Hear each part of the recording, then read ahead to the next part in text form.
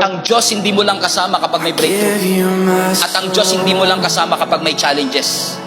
Kahit sa gitna ng mountaintop at valley low, nandun si Lord. Kasama mo ang Diyos pag na-promote ka.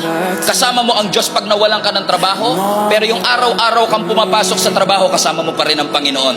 Hindi lang natin na-appreciate kasi yun ang ordinary. Marami sa atin nagsisimba para magpasalamat. Grabe ginawa ng Diyos. At marami rin nagsisimba para may matinding gawin ang Diyos. Pero minsan nakakalimutan nating ipagpasalamat yung araw-araw sinusustain niya tayo. Yung araw-araw may trabaho tayo. Yung araw-araw may nakakain tayo. Yung paglakad po natin kasama si Jesus, kasama din po sa pagpapala ng Diyos at presensya ng Diyos, yung mga simple at ordinaryong parte ng ating buhay. Yung mga average and typical. Yung simpleng pagsikat ng araw, kasama mo ang Panginoon. Yung simpleng paghinga mo, every second, kasama mo ang ating Panginoon.